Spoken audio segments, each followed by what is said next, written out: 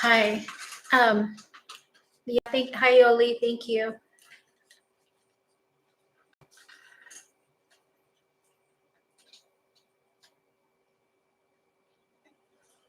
Oh, what's going on, Ray? How you doing, man? How's everything over there at UPS?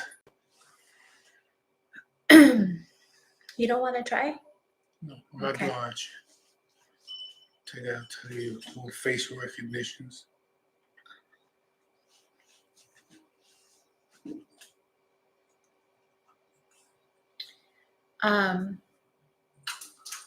We're gonna go live on TikTok and YouTube. I was gonna go on my Instagram, but they blocked me again. So I don't know why, but they blocked me.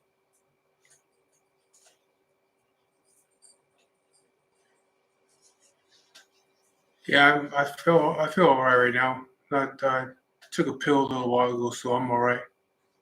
Yeah, we had a pretty good Christmas. I mean, uh, considering all the shit that's been going on the last month.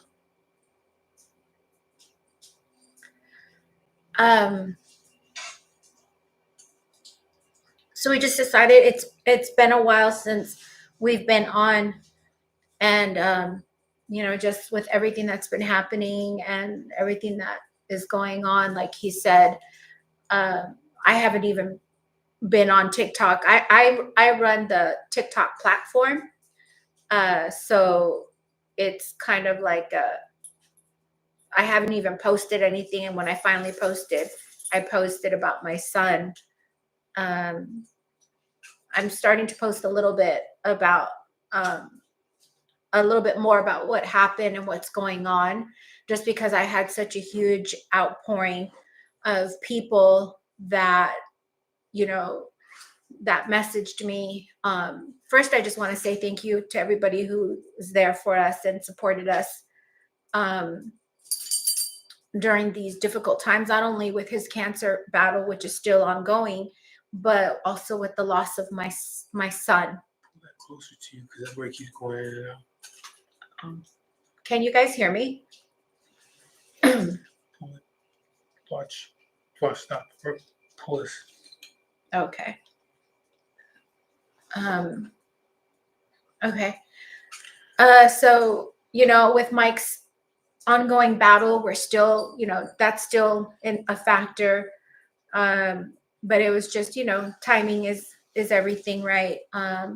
So I just feel like recently I'm just feeling a little bit more comfortable that I can talk about my son without breaking, Um, but here we are. So thank you to everybody who's been there and supporting us, and through Mike's cancer battle and through the death of my son. And but yeah, we're finally here. So just thought we'd do a live, answer any questions that you guys may have. I've had a lot of parents reach out to me, mothers, fathers, letting me know that, they're also going through it or have been through it, or so I just thought maybe I'd just jump on here and kind of like I told my son, when we were laying him to rest, I would tell him that I would keep his story alive and keep it going and bring awareness to people in our community, other parents that are going through watching their children suffer with depression, and just kind of be there. So we have a platform, and I said that I would use this platform to talk about it. So this kind of just turned into a platform for his cancer journey, but also for a platform for myself to talk about being there for him through his cancer journey, and being talking about what happened with my son. So Yeah, so if there's anything you want to know, I mean, now's the time to ask, whether it's about me or what's going on with with her son that happened last month. Now's your time to ask because a lot of people, they ask, but so sometimes they'll just bombard you with all kinds of questions and shit at the wrong time. You know, when somebody passes away, right away, if everybody wants to, instead of sending condolences, they want to right away just jump on and be nosy and like, oh, what happened? So what happened? And when you're first going through it, you don't feel like answering those questions over and over again. You know what I mean? Now it's been over, it's almost It'll be 2 months. 2 months. So, now she's, willing to talk about it for those that want to know. Somebody has a question. Yeah, Ghostface, go ahead. Well, first, Vanessa, I'm sending you support and prayers for your husband. I know he went into surgery yesterday. So Yeah, I sending seen that you sent the message on YouTube. No, that wasn't the Del Toro. That wasn't the firefighter one. That's the oldest one. It was the younger one. He was 18 years old. I'll go into it right now. Ghostface, what was your question?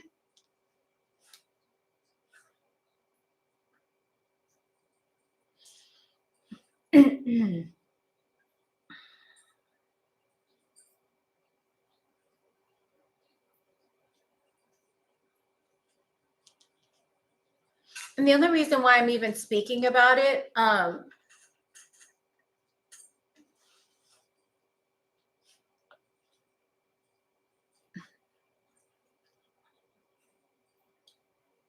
don't know where that's going to go.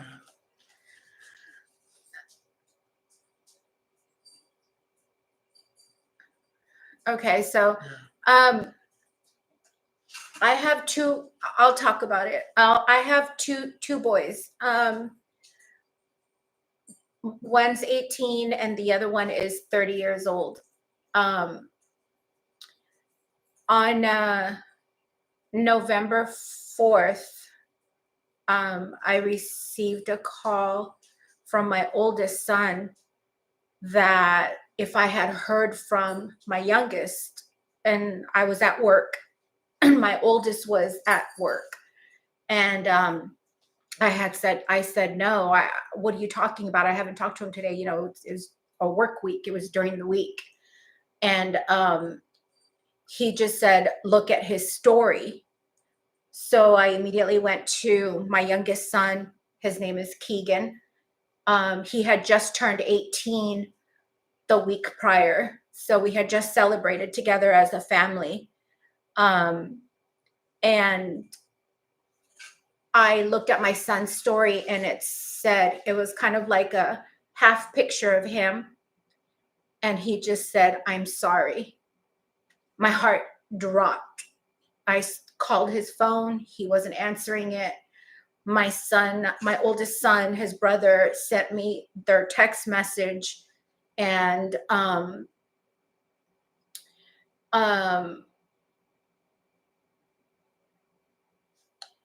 he had basically said, my oldest had texted him and said, are you okay? Where are you? And he just said, I'm sorry, brother, I love you. And that was the last message we had all heard from him. I was calling him, no answer. Then I called a different phone, and that is when a police officer had answered the phone. And I said, where's my son? And he said, who are you? I said, I'm his mom. I'm Keegan's mother. Where is my child? And he said, you need to get to the hospital.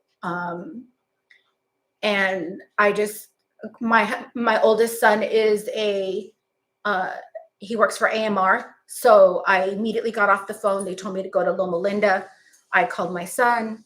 I said, I'm on my way there. They had told me he was involved in a traffic collision. And so I said, okay, I'm on my way there. And my oldest, like, I'm on my way there too, because he happened to be out that way towards Loma Linda for work. So when I got to the hospital, as I slowly got closer and closer, I think I called you and told you that I was on my way there. And he's like, okay, well, just tell me what's going on. So when I got to the hospital, as I'm parking, I called the hospital and I said, I'm looking for my son. They like, okay, there was a John Doe that just arrived here. I said, this is what my son looks like. He said, yes, he's here. So all of this is happening as I'm driving, and I'm screaming to God for my son to be alive. When I got there, and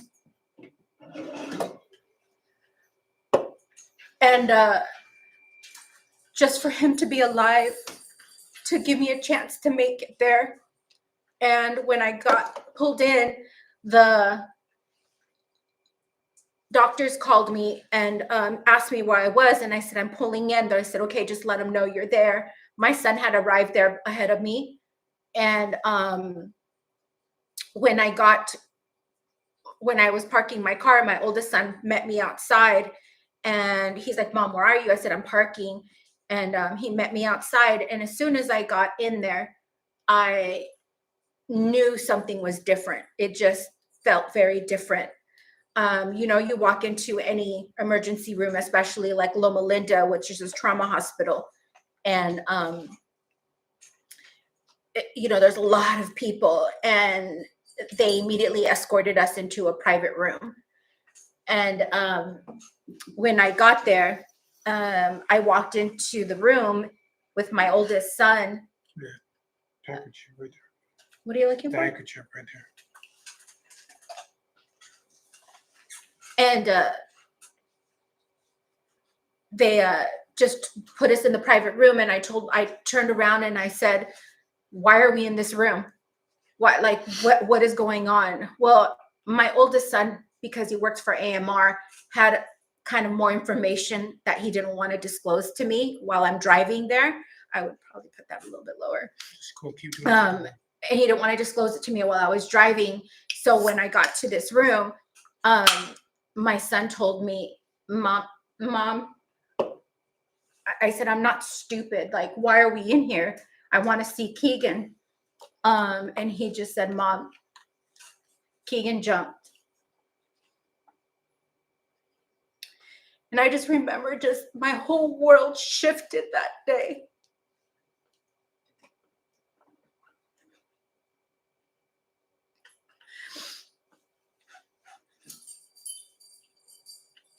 I just remember screaming and just collapsing.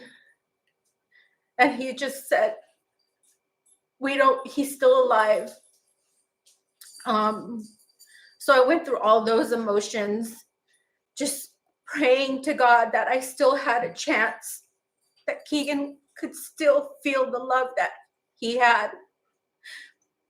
And then the doctors came in, and the doctors came in and told me that he had arrived at the hospital and he was alive, and that he had some front head trauma. And there was two doctors that came to see me, and then they told me that he had passed. And all I remember was just screaming his name. For it not to be true. But it was true. Keegan was gone.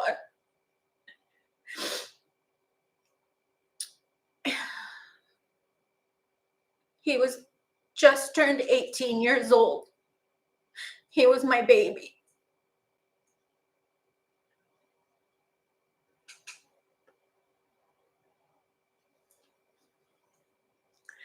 I don't even remember. Did Will call you? Yeah, he called me.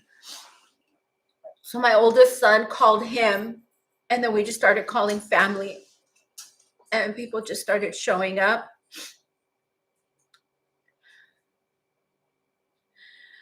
It is a huge range of emotions that you feel.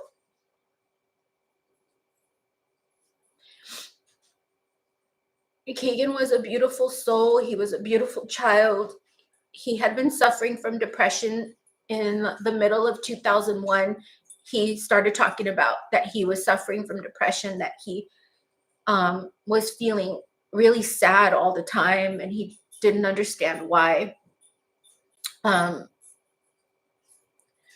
think I will leave that and discuss those depression issues and how they came about. He was very vocal about them. He shared them with his friends. He talked about it with his teachers and staff. So I think I will make another video to bring awareness. I did say that I was going to bring awareness to childhood depression and teenage suicide. But my son just no longer could take that sadness anymore. But I did want to go out and tell everybody that I appreciate all of the love and the support that you guys have all given us during this time, and being there for us. We were able to give him a beautiful funeral, a beautiful send-off, lay him to rest.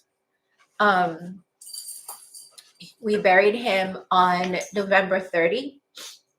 And it was amazing, and it was beautiful. And I just realized, how much of an impact Keegan made with his friends. And, I'm still trying to process all of this now. And all of his friends, I think as a parent, we don't really know our kids as far as like what they do outside when they're with their friends, when they're hanging out with them. Keegan had just graduated high school in May. And, he had plans. He was like, I want to work here. I want to work there. But, like now I'm starting to get a lot of like photos and videos from his friends. And they make me smile and they make me laugh. Like Keegan was just your typical teenage kid, they would go, he had fun, he partied, he hung out, it's, they all make me smile, and I do appreciate all of the videos that the kids are sending me, the pictures. Hold on a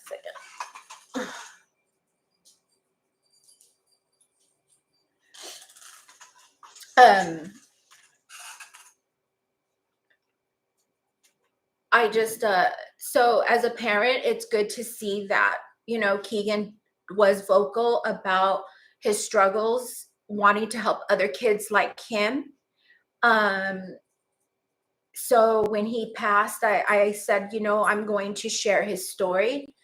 I'm also, we had used this platform as a journey for his cancer journey, and I'm also going to use it to bring awareness to, me healing as a parent, me going through his cancer journey as a wife. So there's a lot on my plate and how I'm navigating through this. I have a lot of spouses that are asking me how do I cope with everything. I have parents asking me, how do I talk to my children about this? So, this is what I guess if we're just kind of doing an introduction as to what you guys will start seeing from us, from me. But I don't want Keegan to be forgotten. He will never be forgotten. He will forever be my baby, forever be 18 years old. I have an older son that has been, it's all affected us. But we have to continue and move forward with life. Life doesn't stop, and I don't want to get stuck. in a sadness. That's something that he taught me a long time ago. With his cancer journey, we can't just stay stuck. We can't just sit there and be sad. Um, I people tell me I'm a strong person. I don't feel strong, but I think it's, I think I just have to keep moving forward. It's just something that I do. Um, but I don't know if you want to add to this. Um, well, my opinions on the whole thing are different than hers, so I allow her to say what she has to say, and her feelings toward this whole situation. Um, I just, like I said, I have different feelings toward everything, so I look at things totally different than she does. So I just really don't speak on it. I don't really have much to say about it. Um, Yeah, I think it's more up of to the her. yeah, the more of the if you guys want to talk to me about depression or suicide or anything like that, I think those answers or questions would be geared more Yeah. towards me. If you guys have questions about cancer journey, um, me as a spouse with somebody battling cancer, though, those are the type of questions. But we do have very two different views on depression and suicide. I respect his views. A lot of times, if you guys have watched our videos before in the past, we have different views on different things. But that has never affected our marriage, or where we're able to sit down and have adult conversations about things that we don't agree, we don't see eye to eye on. I go to church. I'm a big believer in prayer. um if you guys follow him, he's not like that. So um but we're still able to have a really good marriage, and um be The able only thing to that I can really say about this whole thing is that, because, it's her son. So, of course, she feels the way she feels and the sadness and all that. You know what I mean? For me, it's more of an anger thing than sadness. You know, that's all I can really say about it. Of course, she's sad. It's her son. Um, he's my stepson. just say okay. Okay. Um, for me, it's more I'm angry more than sad about anything. So that's all I can really say about that. I don't speak on it too much. I don't talk to her about it. I don't talk to her other son about it. That's my personal thing, and I let them do what they do. I don't get in their way of how Grieving. they feel and all Yeah. that. If they want to grieve and they want to do all that, then that's fine. You know what I mean? And I keep my thing to myself. You know what I mean? I feel a certain way and she feels a certain way. Then again, it's because it's her son. But at the same time, if it was one of my kids, I would still feel the way I feel now. You know what I mean? I would still feel the same way I feel right now because I look at things differently. I would be angry more than being sad about it. You know what I mean? So, but again, her son. She's a woman, so it's different for her. I was raised differently and taught different ways and stuff like that. So I look at things differently. So yeah, anything that has to do with that, with her son, and suicide or depression and all that, that's something that she can talk to you about. Me personally, I don't. Like I said, I have my opinion. I don't believe in depression and all that stuff. So I can't get involved with that. There's a lot of people out there though that are like me. That don't feel that way. That they don't understand. Depression. I just don't understand it. So I've never been that way. Mhm. So I just don't understand it. When people say they're depressed, I don't understand that. Especially like an adult. I mean, he was a kid, but I'm talking about like an adult. My opinion is maybe you're not depressed, maybe you're just a weak as adult. But Yeah, that's again, that's an adult. He was a kid, So Yeah, he started showing signs at the age of, well, in 2021, the middle of 2021 is when he came to me to tell me that he was having these feelings. Um, and a lot of people are calling them like these COVID kids, right? Because it was the middle of COVID. He was 15. Um, yeah, he was 15. That it was in like 14 and a half is when it kind of started coming out. So if you guys want to you guys can follow me on my social media. I will be posting and talking a little bit more about it um, on my platform as well as here. I'm at a point now that I can talk about it a little bit more um, without breaking down. I never really would break down. I think what happened was, and you and I said this before, everything happens for a reason.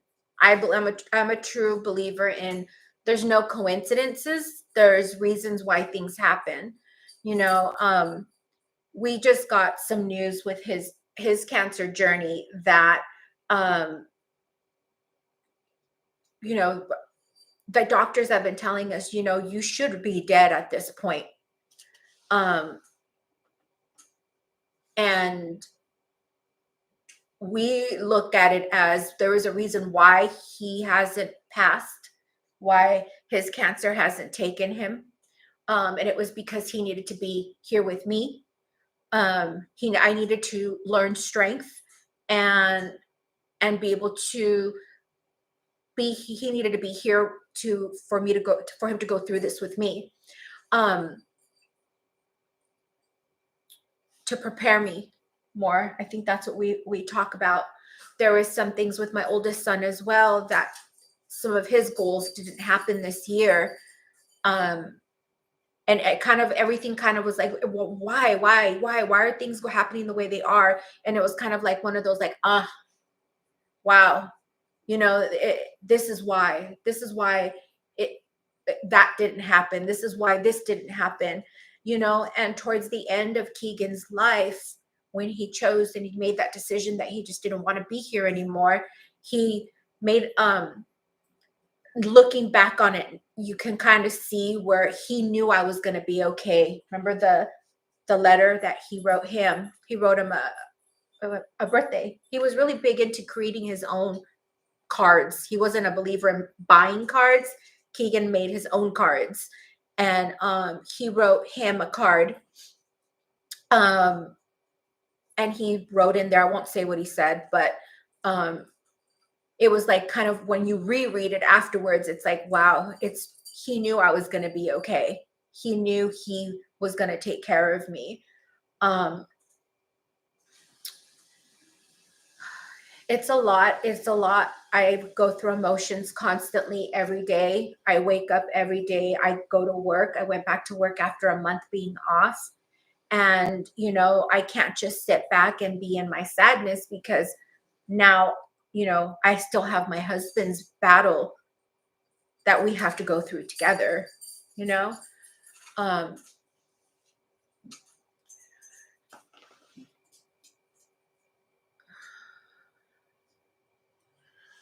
yeah. I don't know if you're from. I don't know if you're from Southern California, but yeah, somebody asked if he jumped. Yeah, he jumped off a bridge. Him and his girlfriend. They jumped off a bridge. I'm going to leave her out of it. Yeah, I won't say about her, but they jumped off a bridge over in Devore. In Devore off the 215 to 15 on November 4th.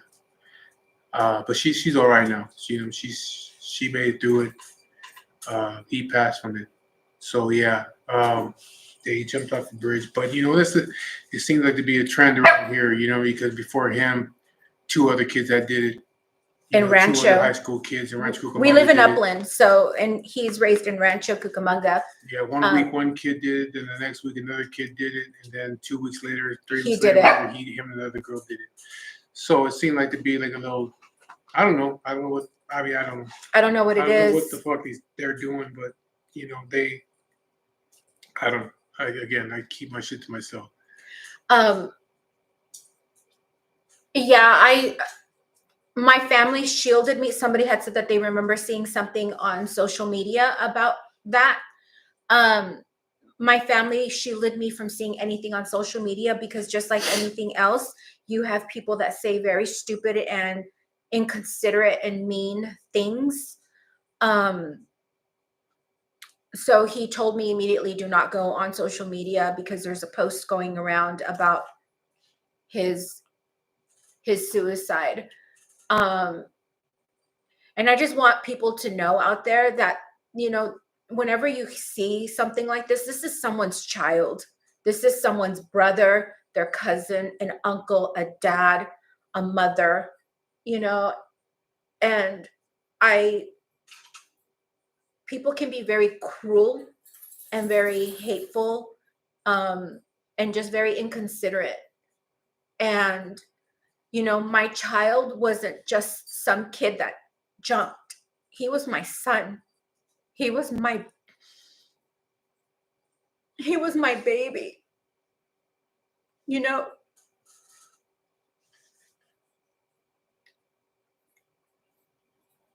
he made you late for work, or he made you late to an event, or he made you stuck in traffic. But that was my child. Yeah, there was stupid shit like that being said, you know, by people like, oh, these two stupid kids maybe late for work and you know shit like that, you know. But these are things that you know I don't. It doesn't make me angry because it's like you're a grown ass fucking adult on the internet talking shit. You know what I mean? You wouldn't say that in person. You know what I mean? You're on the internet talking dumb shit. You know, and it's like I just. But I tell her don't read any of that stuff. Don't look through any of those posts because there was a lot of posts about it.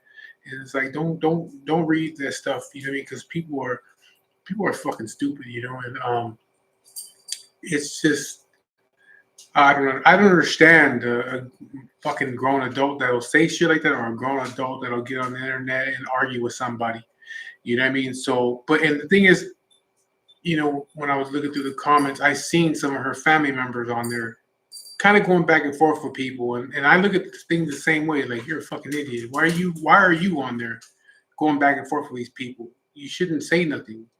Let them say what they're gonna say, but you don't need to be going on there because you're a grown ass person too. You know what I mean? So why is your grown ass on there going back and forth with some dude or some woman that you don't even know? I You'll never think they meet. were just trying to you get your emotions, you get caught up in emotions and stuff. So Fuck the emotions. To me, you're a grown ass adult. Stay the fuck up the internet talking shit. That's it. You know what I mean? You look just as weak as a motherfucker talking that shit.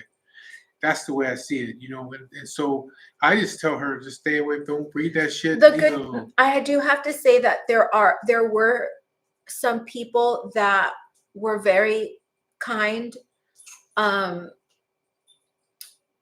and very supportive. There were a, a couple witnesses that were there that he found for me, and we connected. And I connected with one of them. Um, and she immediately, I had messaged her and said, you know, I'm the mother. You witnessed a very tragic incident that occurred at this location. And and I'm so sorry that you had to witness that. I said, but that boy is my son. And she immediately messaged me, and just we both just connected. She ended up coming to the funeral services. She came to the viewing as well as the funeral services. She asked me if she could come, um um and saying that she needed that closure. She wanted to see him in a different light, and I guess, like, you know, see him as a human being other than just this tragedy that she saw before her eyes, you know. um so I told her she could come, and I've created a relationship with her. You know, I got to see her. We hugged each other. We cried together. I thanked her for stopping that day and trying to help them. Um, one thing I'm going to say right now straight out is I'm not going to speak about the other person involved in the suicide. It is not my story to tell. It is not my child. Um, and I'm just going to say it out flat out right now. I have no anger, no resentment, no, I don't feel any sort of type of way. This is a child. It is not my story to tell, so I don't want to speak her, on her behalf. I'm going to just focus on my son. I love her very, very much, and don't want.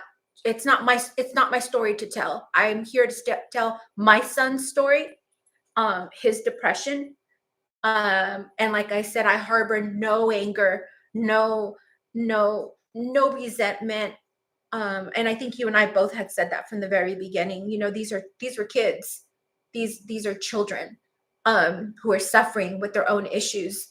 But I will not answer any questions when it comes to her. It's not my story to tell. I'm telling my son's story. But again, you know, we were all very close. We were all a big family. I love her very much, but I'm not going to speak on her.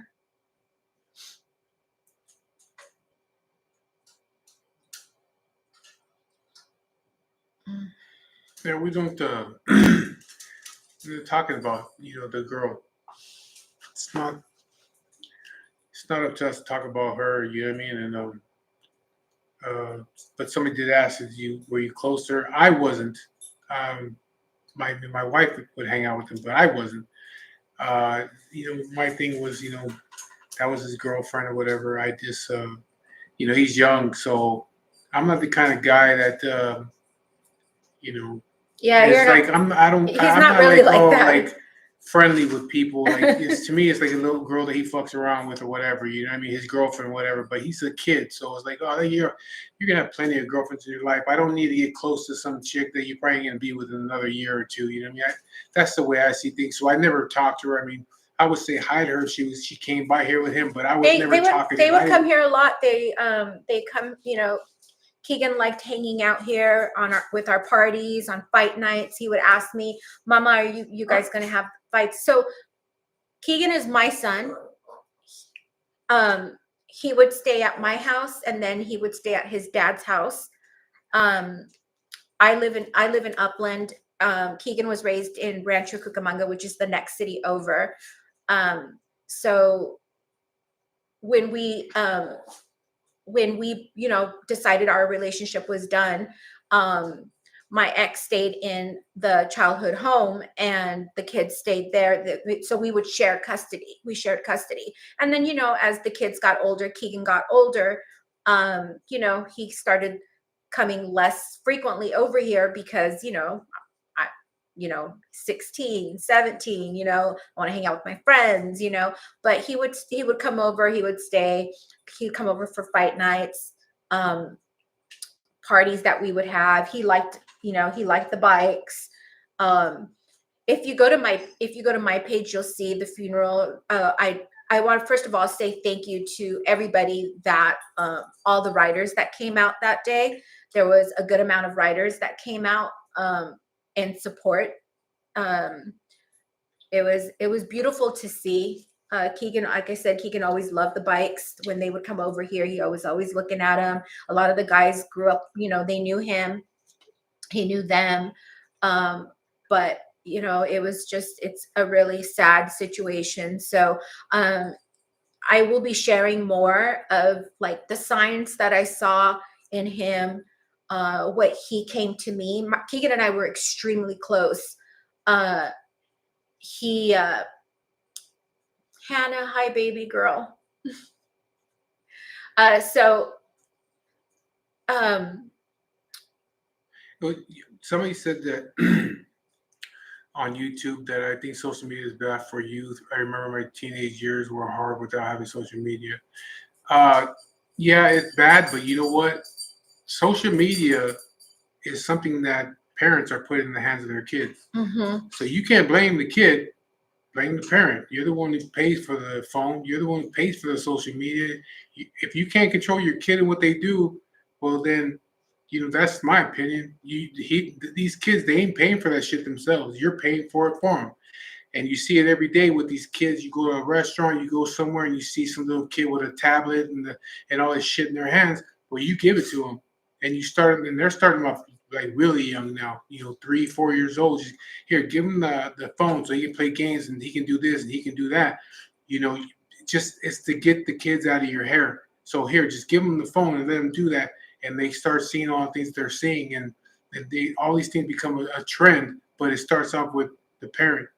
If you're the one who buys it, you're the one who pays for it, and then you don't take it away from them, and then when you do, they don't know what the fuck to do. Well, you're the one who started them on it. You know what I mean? It's like a fucking drug. Social media is like a drug for people, especially for young kids, and you're the one giving them the fucking dope. You know what I mean? So, it's all on the parent. You got a kid that's fucking 14, 15, 16, whatever. If they're not paying their own bills and they're a minor, you're giving them that pill. That's just the way I look at it. You're giving them the dope. You're getting the hook on social media, and it's kind of your fault. Most of it is your fault because as a parent, you're giving it to them. So that's the way that I see it. You know what I mean? Yeah, they're kids and they're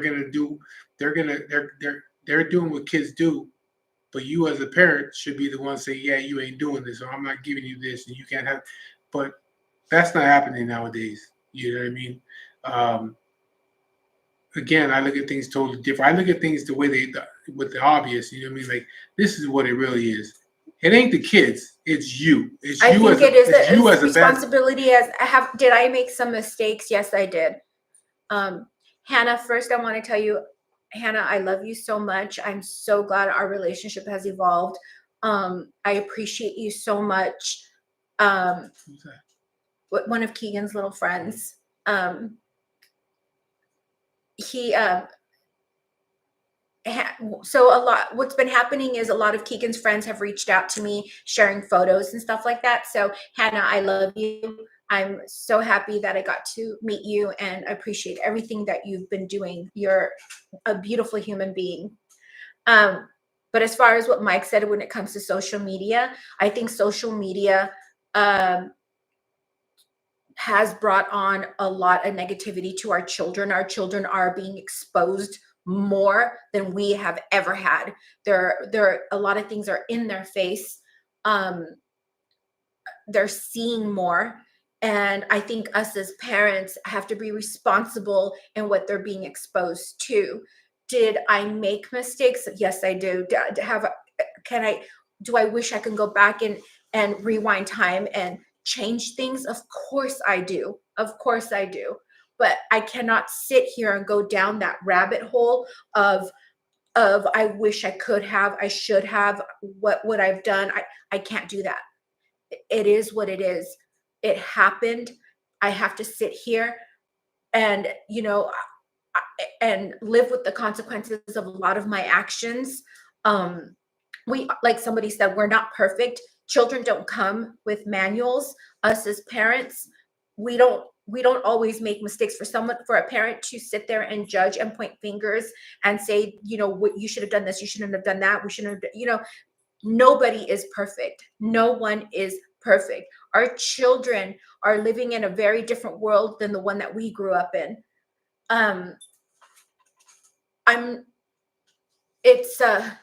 There's a lot. Somebody asked me where they can follow me so I could start, because I will be starting to share some more stuff on my platform, on my social media. So I run the TikTok page for my husband, which is under his name as his social media, and the YouTube channel. But I do have my own Instagram, and where is it at? I'll post it. I'll put a post on the TikTok with my social media for those parents that are interested in wanting to know more. But it's Last Taps. So it's LASS_TAPS at Yahoo. or whatever. Yeah, it's on Instagram. Um, Yeah, when people say we're not perfect, I understand people say that, but what are you doing to fix it? It's just, to me, when people say that, it kind of sounds like an excuse. Like, oh, we're not perfect, but you ain't doing nothing to try to fix it either. That's the way I look at it. You know what I mean? It's the same thing with, religions. Like you say, you tell somebody something, they say, well, I was born a sinner, so, well, okay, but you're not doing anything to fix it though either. You know what I mean? Yeah, you're not perfect. Nobody's perfect. But what are you doing to fix it? Are you taking your kids off social media? Are you stopping them from doing it? No, it's easier just to give them. It's like when I was a kid, man. I had a cousin that was on Ritalin or Adderall, whatever the fuck he was. He had ADHD, and instead of helping the fucking guy, it was like just give that guy a pill, give him a pill, and shut him the fuck up. It's the same thing with the social media and all that shit like that. Yeah, nobody's perfect, but what are you doing? Nothing. Just give him the fucking pill and shut him the fuck up. I don't want to hear it. Get out of my face. People are not doing anything to fix anything, but it's so easy to jump out and say, well, I'm not perfect, or we're not perfect parents. Yeah, nobody's fucking perfect. But at the same time, you ain't trying to do nothing to fix anything. You know what I mean? So I don't believe in all that, we're not perfect stuff. I mean, I look at that as more as an excuse to not do anything. You know what I mean? Because when something bad like this happens, it's easy to say, well, I'm not perfect. Yeah, but you weren't doing nothing to fix it in the first place. And I'm not talking about with the situation with my wife. I'm just talking about the situation with other people, with the whole social media thing. You know what I mean? By just, you give it to your kids. And again, to me, it's a drug. And you're the one giving it to them just to get them out of your hair, to get them out of your face. You know what I mean?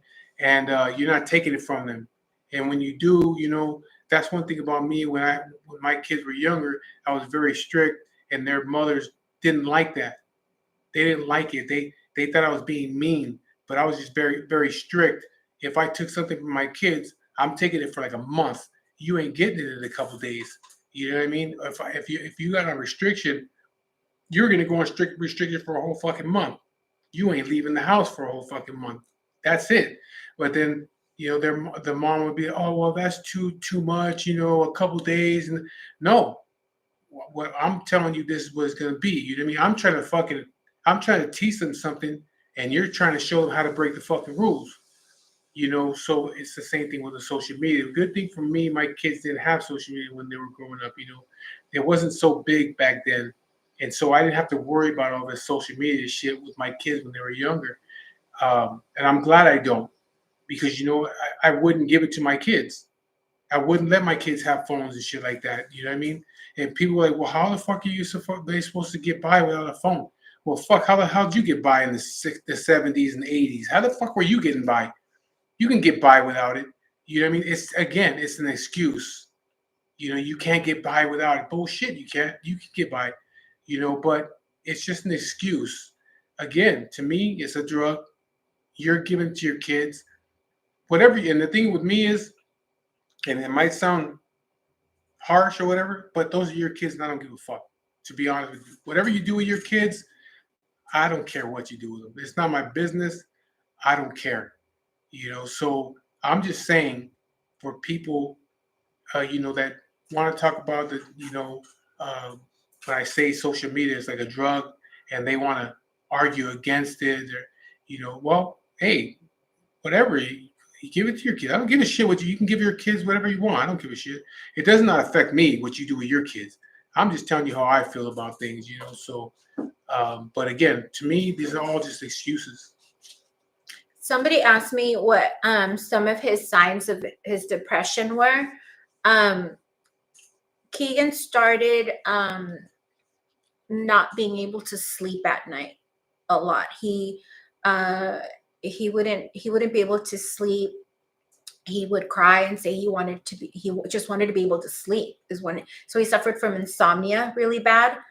That's where the first signs were. Can you move that? That's just that little mouse thing. Like, move it. Yeah. It's like right on my nose.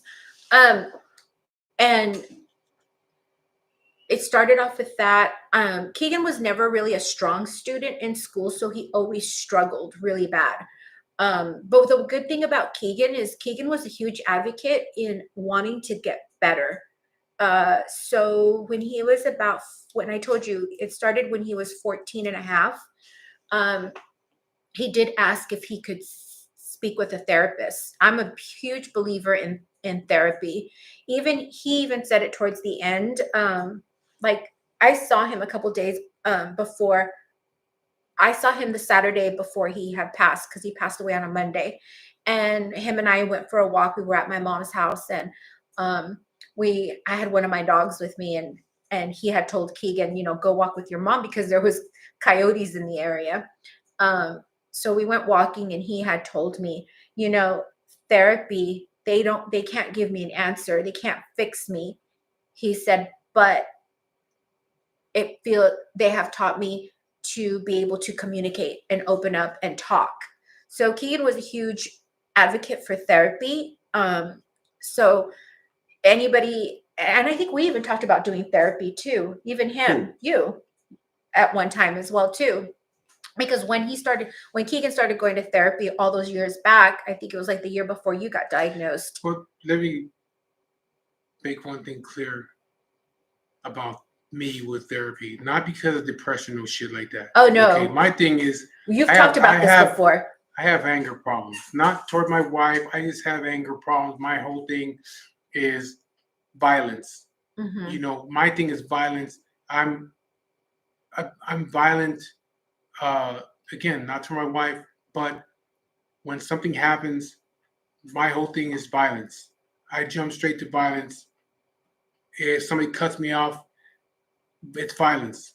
I want to hurt people. I mean, especially men. So it has nothing to do with maybe it's like a depression. I don't want people to think oh, it was Mike think about therapy for. No. My whole thing is because it was the childhood trauma, and my whole thing is violence. Yeah. Okay, my thing is that's all it is. I have an issue with violence because of the way I was raised. I enjoy those kind of things. That's my problem. I know that I have an issue, and I enjoy that kind of stuff. That shit comes natural to me.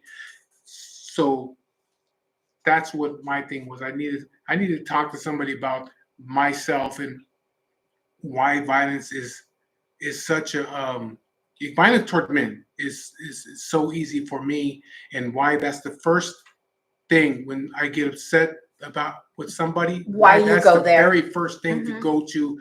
Why I would go to the extreme. Like I said, all it takes is for somebody to cut me off, or maybe to flip me off when I'm driving, and I'll go to violence. And my thing is to follow that person and to right away I want to hurt that person. You know what I mean? Because I know that I can. You know what I mean? I have no remorse when it comes to shit like that. And so there's been times where I've gotten myself into bad situations because that's the first thing I go to is to hurt somebody. And so I need to stop thinking that way.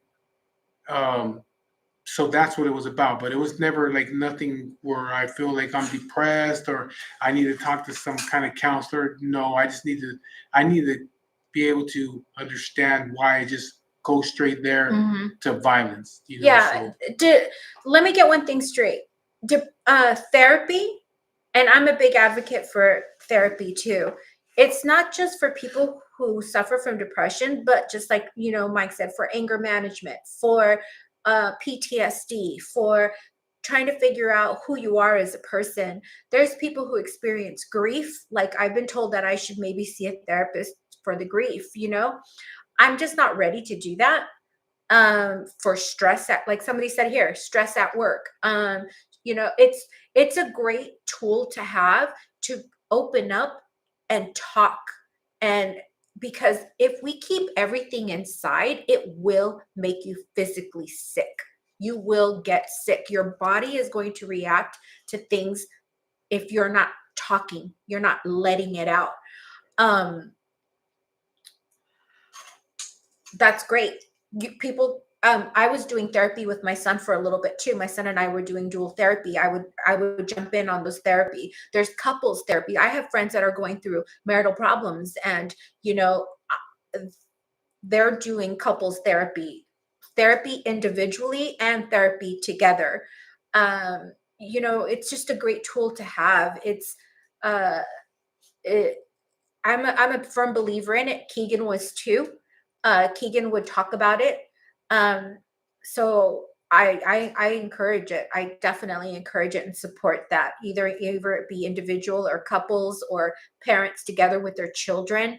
Um, but yeah, I mean, somebody had asked me what the signs were, and those were some of the signs. He was starting to sleep a lot, or he was either sleeping too much, or he was not sleeping enough. Um, Anger. There was anger. There's some things that I'm going to keep private, out of respect for my son, because he did tell me, and for my family, uh, that I'm not going to share. Um, but there was a change. If you go to, you'll see there's a progression of change. You could see how his years of happy, and then towards the end you could see how, um, his sadness kind of just starting to close in. Um, and I've had some really good conversations with Hannah. Hannah, if you're still on here, I appreciate the conversations that I've had with you regarding Keegan's, depression and sadness. Keegan had a lot of love. We are a very large family. Um, and she made a really good point that, Keegan was Keegan was a shining star. He had a lot of happiness in him that he exuded to everybody else. If he knew you were sad, he made his way to make you happy. He would always call me. If Keegan wasn't here, we were always talking on the phone. He would always tell me, "Mama, how's Big Mike doing? Oh, Mama, I'm sorry. I'm sorry. If you need me, I'm here for you. Don't worry. Big Mike's strong, Mama. He's gonna make it. He's strong. If anything happens, Mama, you have us. We're always here." He always had that very sweet heart, um, of sharing the happiness. But I think Hannah, you and I had talked about it once before. The sad thing is that the monsters in his head just wouldn't allow for the love to come in. He could see it, but I don't think they allowed him to feel it. Or if he did, they still outplayed the love that we were pouring onto him. But if any of his friends are watching, send me those pictures, send me the videos. They bring me so much joy and happiness. I will be creating something for Keegan in that sense. He did. Hannah, you're right. He always wanted everyone around him to be happy. He always did. And they usually say people who have signs of depression, they or are suffering from depression, they want people around them to be happy. And one thing I wanted to tell you, Hannah, too, that I noticed, that I learned speaking with you about it, and other kids too, is that Keegan could never be in one spot. And I realized why he couldn't be in one spot. He needed to be surrounding himself with noise, I guess. I call it noise, life noise, I call it. Because if he was ever by himself or in his room, those thoughts in his head would just get louder. So if we were here, we were done, and the party was over, then he would say, "Mama, I'm gonna go to my dad's house, or I'm gonna go to Gavin's house, or I'm gonna go to, now I know Hannah's, I'm gonna go to Hannah's." Because silence brought the depression louder.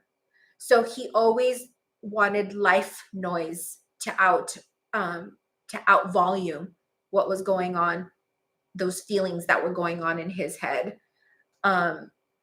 So I recognize that now. So, and I would try to tell him, "Keegan, just stay home. Like, just stay with me, just stay here. Just hang out. You don't always have to be out and about." But now in hindsight, I see why he was always wanting to be out and about, because staying still brought that sadness. It was louder in his head, if that makes sense. But thank you, Hannah. I love you. I love you. So, of Valor Castro, I recently lost my son, lost myself now. I don't know if I can ever recover. Um, I'm sorry. mean, I'm sorry for your loss. yeah, I mean, but you have to recover. You have to. You know, what are you gonna do? You have other kids, or you have family members. What do you?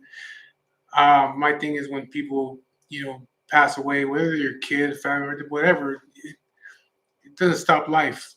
You know what I mean? You got to keep on going.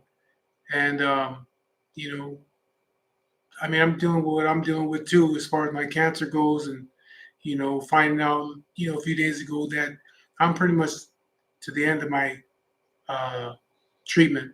There's really no more treatment. They're trying to find something, but there's no treatment for me right now. I ain't got much time according to them. Uh, Probably less than a year, maybe 6 months. Um, but life goes on. You know what I mean? She's gonna have to deal with it. She's gonna have to go on and move on, and that's okay. I don't care. You know what I mean? I ain't gonna be here. So, I mean, that's the way I look at it. I'm not gonna be here, so I'm not one of the people that really concerned about her moving on with her life and having another relationship later on. I don't think about those things because I won't be here. I'll be dead. I don't give a shit. But life goes on. You gotta put one foot in front of the other. Um, so yeah, you have no other choice but to recover. Especially your other kids and That's one thing. Valor Castro. Yes, there's days that I do. I do it. Mornings and evenings are very difficult for me. So in the mornings on my way to work, I'll cry. In the shower, I cry. I talk to Keegan every day. I talk to him. I go in his room. I touch his things. I smell his clothes. And you have to keep moving. I cannot allow myself to stop and go down this rabbit hole of just sadness. It's not healthy for me. I still have another child that I need to live for. I have a husband that is battling cancer and it's not looking good. So it's like I still have to keep moving forward. People ask me, how do you do it? You're so strong. I'm going to be honest with you. I don't know how I'm doing it. I get up, I take a shower, I cry in the middle of all of it. I get dressed, I go to work, and that's all I know I'm doing. If that means I'm strong, then I guess that's what you guys want to call it, strong. I don't feel strong. All I know is I have to keep moving. I have to keep living. I have to keep moving forward. I have my mother that is struggling with this. I have another son that is having a hard time communicating his feelings, so now on Sundays, him and I are going to church together. We went to the cemetery. The three of us went to the cemetery today. That was my first time since I buried my son going to the cemetery. You have to keep moving forward. That's all you have to keep moving forward.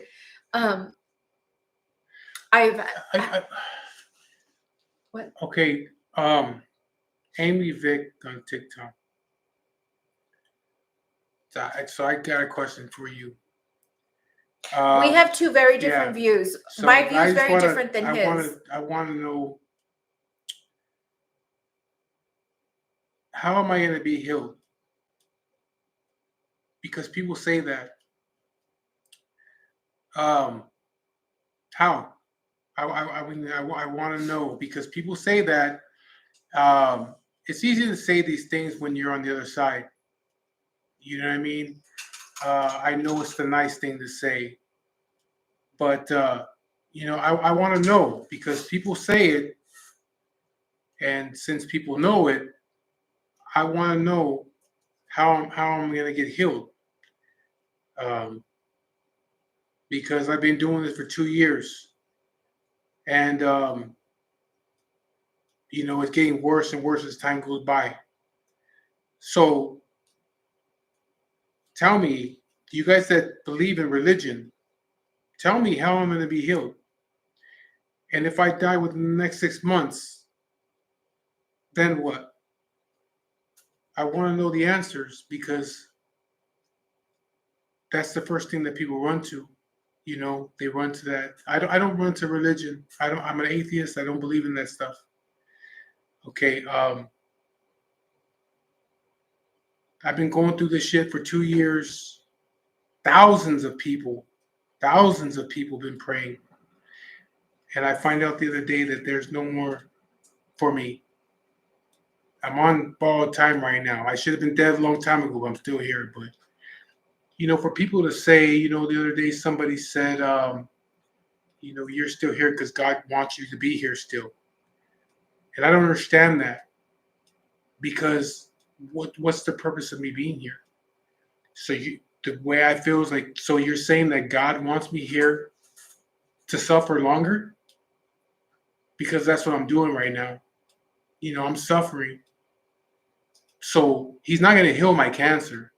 That's it. I'm already done. I mean, there's nothing that can be done about it. So if you're saying that God wants me here because it's a purpose for me to be here, what's my purpose to be here? To continue to suffer? I just don't believe in all that. I don't believe in that. I wish people would leave religion out of it because religion has nothing to do with it. I'm more comfortable with people saying, "Hey, I wish you well. Hopefully you get better." Even if people say they pray for you, that's fine. I don't care about that. But when people say you're going to be healed, well, that's bullshit. I'm not going to be healed. There's no miracle. You've never heard of that shit before. When the fuck? What person do you know? No, I don't want to hear of something you heard out of another country or some shit. Let me know a person that that just was miraculously healed from stage 4 cancer without taking treatments anymore. You don't know nobody like that because it's not possible. But it's kind of upsetting when like I said, it's kind of upsetting because you people are on the other side. You're on the other side. You're not the one dying. I'm here dying. I'm here losing my life. I'm here suffering with pain every day. And people will just, I know it's a nice thing to say, but just because it's the nice thing to say doesn't make it the right thing to say. You know what I mean? That's not the way that things work. There's no miracle going to happen. Nobody's going to heal nothing. I got to go through this shit. It's going to take my life, I don't know how soon, but, it's going to happen. I'm not worried about it. I'm not crying about it. I never ran to religion. I never went to church. I never opened the Bible. You know what I mean? I never did none of that. When people go through this kind of shit, that's the first thing they do. They become afraid and they'll run straight to church and they'll start praying. And, I just don't let that kind of stuff get into my head, what people say. You know what I mean? I don't. Okay, and that's another thing for people that say, "Oh, I know somebody that had cancer." Well, what kind of cancer did they have? What stage were they at? Not all cancer is the same. I know people that have cancer too, and they survived it because it was caught at an early stage. There's cancer that has like a 90% rate of survival. So people that say, "Look, I know someone with cancer," is like, okay, but what cancer do they have? What stage do they have? You know what I mean? It's just like it. Again, it's always people that don't have cancer or never went through cancer that are professionals at cancer. They're like WebMD doctors and shit, or they know somebody. Okay, but it's all different, and it's kind of again, like me, I know a bunch of people. There's like 7 of us that I know that we have different forms of cancer. And take your headphones off, you go. And we all feel the same way. it's like these people will tell you they know this and they know that and blah, blah, blah, but they don't have it themselves. And, or they know somebody that had it. You know what I mean? It doesn't matter who you knew. What did they have? My cancer, if they would have caught it at a stage 1, I have a 47% chance of survival because I would be able to have surgery to remove it. So you have a 47% chance of survival. My cancer was caught at stage 4, which drops me down to 2% of survival. And now, then I shouldn't have been here this long because after 4 to 6 months of being diagnosed with cancer, I should have died from it already. But my body's still strong. When people see me, they don't believe that I have cancer. They don't. I mean, it's not they don't believe, but they're like, "Wow, I didn't know," because I still look healthy. But when I go to the doctor the other day, and they're like, pretty much that's it. I mean, we're gonna try to see if the doctors will allow us to try something different, something else, because what we've done already is not helping. We started with the top chemotherapy that we figured that would help you, and then we go to the second one, then the third one, then the fourth one, then the fifth one. And right now we've already went down this road, and none of this stuff has healed you. It spreads, it moves around, and there's nothing that we can really do. All we're doing is trying to keep you alive a little bit longer. That's pretty much what it is. But as of right now, I'm not on radiation or chemotherapy and none of that stuff. Right? As of right now, they're kind of like the cancer is kind of like taking over because I'm more and more pain every single day.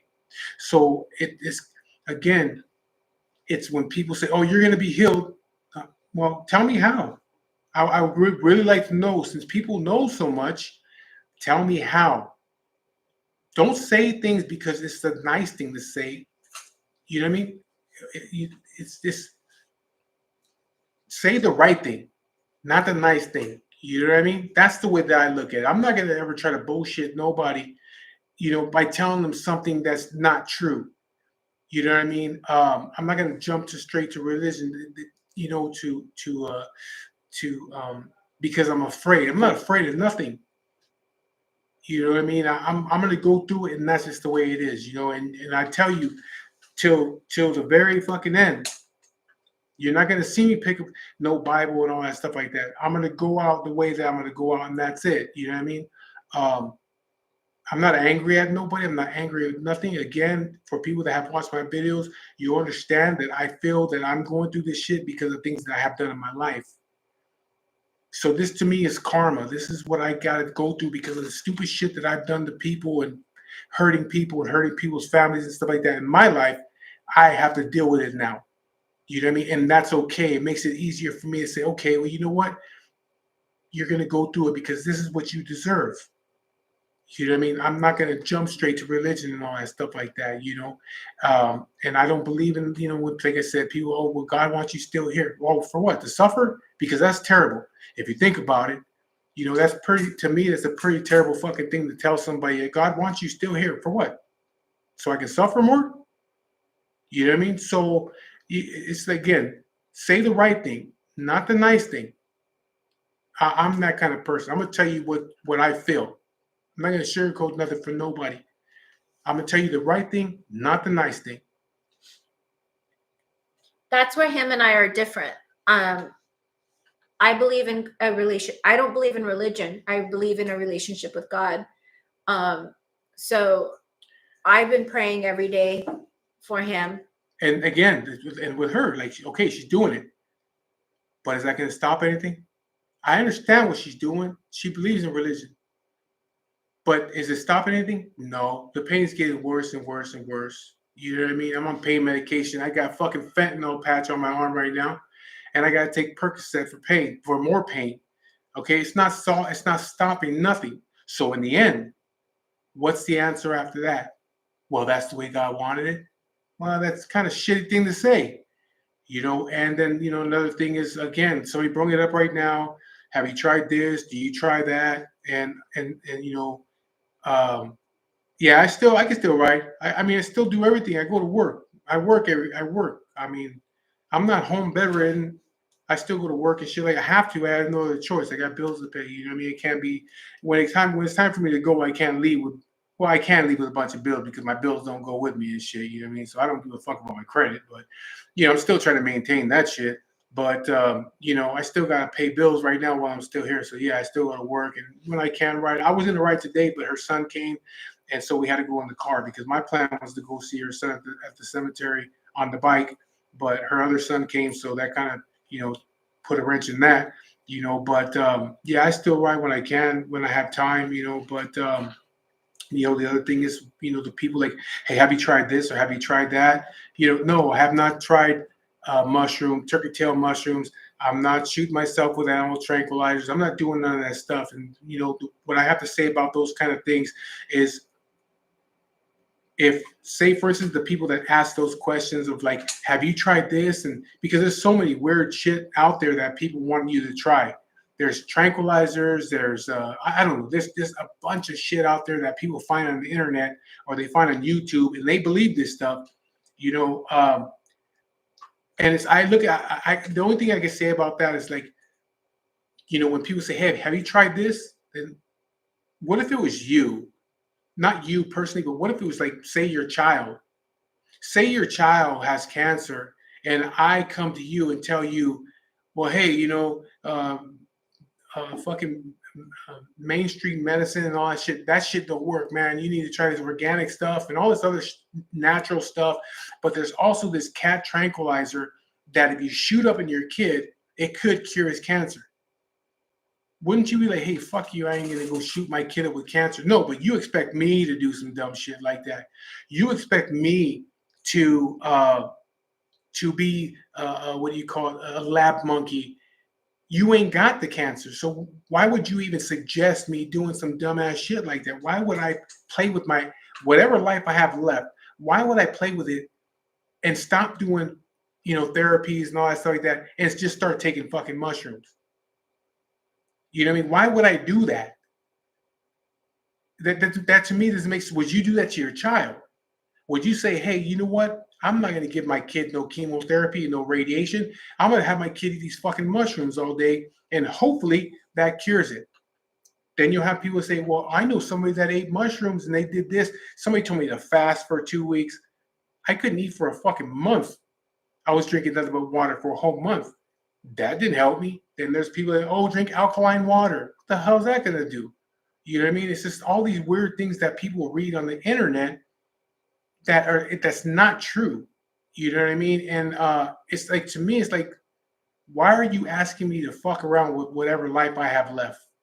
If that's what you feel and something happens with you, then you fuck around with your own life or fuck around with your kid's life and do that shit if something happens with them. But why would you tell a stranger that you don't know to don't take chemotherapy? Go eat some fucking turkey tail mushrooms. And that should help, because that's what I heard on WebMD. Or that's what so-and-so I know had cancer and they did that. But yeah, I guarantee you they didn't stop doing chemotherapy and radiation. There's not one person that you can sit here and say, well, I know this person stopped doing chemotherapy and radiation. They ate fucking cat turds for a whole fucking year and they cure their cancer. No, it doesn't work that way. But, again, people that are not dealing with it, they have so much opinion on how to cure it and all that other shit like that. And I just do what the doctors tell me to do. Again, when it comes time for me to pass away from this shit, that's the way it was supposed to be. That's the way I look at it. I'm not going to do no extra shit. I'm going to continue to do what I'm doing.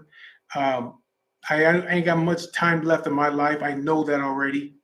So yeah, do I drink beer? Yes, I do. Do I eat shit I'm not supposed to eat? Yes, I do. Because you know what? I'm not going to sit around here depressed and become a fucking vegan for whatever time I have left. I'm going to enjoy myself whatever time that I have left. I'm not trying no weird shit. I'm not going to eat no weird foods. And I'm going to live my life as happy as I can for the time that I have left. Whatever other people do, hey, that's on you. You know what I mean? But in the end, this is my life, and I'm going to make the decisions. And these are my decisions. I'm comfortable with dying, and that's it. I'm comfortable with it. Again, You look at me and I'm not here sniveling. I'm not crying about nothing. I don't give a fuck. I don't need people to feel sorry for me. I just live my life. But and that's just, I don't know. That's just the way that I am, man. I grew up that way. I'm grateful for the upbringing that I had, even though it was a fucked up upbringing. I had a fucked up life. It's because of that upbringing that brought me to made me who I am today, and able to deal with the kind of shit that I'm dealing with, and able to help her deal with the shit that she had to deal with last month. You know what I mean? To keep her from falling. All these things that happened in my life, you know, whether it's the abuse and all that shit like that, or doing a little bit of time, or living on the streets and being homeless, things like that, it has made me strong enough to be able to get through this kind of shit. I'm not a weak person. I'm not weak-minded, and I refuse to let people make me weak like them, because that's what I see in other people that come up with these things with religion and all this other extra shit that they're trying to get me to do. Is because you're afraid, and because you're weak, you want me to be afraid and weak, and I'm not like that. You know what I mean? I take it the way it's coming. Fuck it. I'm gonna die from the shit, and I don't give a fuck, because you know what? You're gonna die just like I am. Not in the same way, but you're gonna die too. And you're trying to hold on to life like you want to live here forever, and you're not going to. You know what I mean? So that's just the way I see it. I don't believe in all that extra shit. So for people that be like, hey, why don't you try this and try that? I'm not fucking trying anything. I'll try a beer. I'll try a fucking beer I ain't never tried before, but I ain't trying no weird shit and no mushrooms, none of that stuff. I'm not doing any of that. Do you think is there a cure? No. No, I don't think so, man. I think there are cures, but No. we'll never see them. There's way too much money being made. No, I don't believe in sick people. I don't believe you have to look at it this way. It's like, if there's a cure, every single fucking doctor in the fucking world would have to be in on that, knowing that's a cure, but none of them have ever said anything. That's impossible.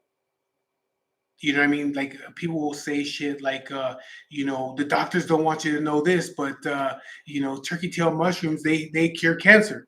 But you fucking know it. Nobody wants you to know. The doctors don't want you to know. The pharmaceutical companies don't want you to know. But some fucking how you, just a regular motherfucker, know. You see what I'm saying? That means that every single fucking doctor in the world would have to be in on this conspiracy. It's fucking impossible.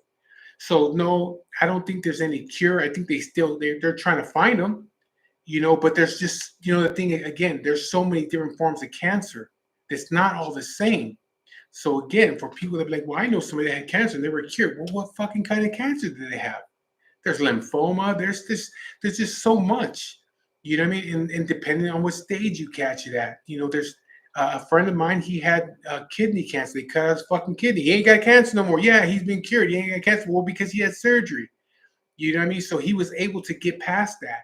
You know what I mean? But when you start getting to like brain cancer and shit like that, and bone cancer, like I have from a bone cancer. When you start getting the shit like that, and then the higher stages you go, it decreases your chance of survival. And again, my chances of survival from the very beginning was only 2%. And so, I don't think there's a cure. Yeah, I've heard that shit too before. There's no money in the cure. Well, I don't know about that, because they say within so many years, 50% of the U.S. population is going to have some form of cancer. So there is there is money in the cure. If they're saying 50% of the U.S. population will have some form of cancer, that's a lot of fucking people. That's a lot of money. It'll cost money, but there's a lot of money in it, So I don't know. I just don't believe in all the conspiracy things and all that shit like that people say. So we're getting a lot of questions on. We have 3 different platforms that we're live on right now. So kind of just, Mike and I have been together since we met at the end of 2018 and got married in 2020. And then he was diagnosed with stage 4 esophageal cancer in 2 years ago. So 2022. 2022. No, 2023. Yeah, You started chemotherapy. 2020. No, 2023 I started chemo. 2022 is end of 2022 is when I found out I had cancer. Okay. Yeah. So I'm a huge believer in destiny. I'm a huge believer in things happen for a reason. I don't believe in consequences. I mean, I don't believe in coincidences. I believe everything happens for a reason. I used to be a big, oh, this is a coincidence, or no, there is no coincidence. Everything happens for a reason. So I believe that the reason why Mike and I were brought together was so that I can be his support system in his journey with cancer. He taught me how to be strong in losing my child to suicide. And I'm being prepared. I pray for his healing every day. He doesn't believe in prayer. I believe in prayer. Yes. I believe in faith. Yes, I have kids. So I pray for him. Like I said, we both have very different beliefs, but we still love each other very much and are able to sit at the table together and bring those different beliefs and talk about how different we believe, but we don't hold each other back. If he chooses to live his life, this is his cancer journey. I'm part of it, but how he chooses to live his treatments or live his life, that's his decision. I'm here to support him. I'm here to be there for him. So if he doesn't want to eat that mushroom or drink that shake or turn vegan, I was a vegan for 5 years. That's his decision. He's living his life. I can't live his life for him. I can't tell him what to do. It's not what I'm supposed to do. I'm here to love and support, and that's what I'm doing.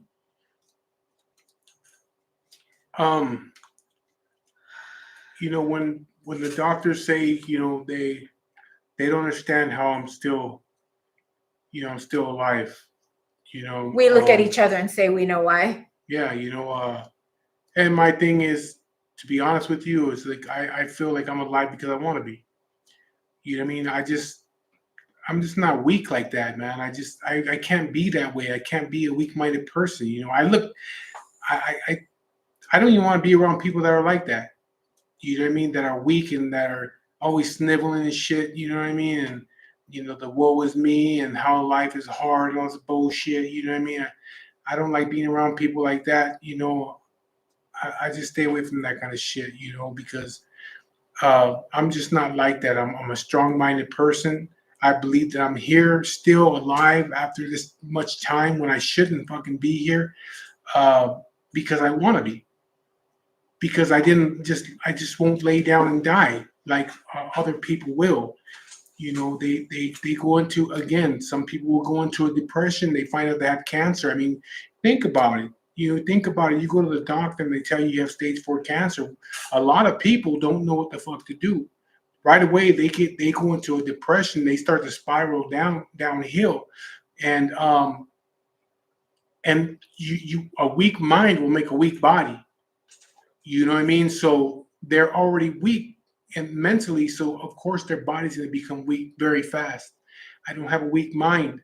I was telling my friends yesterday, and they were over here talking. I says, they.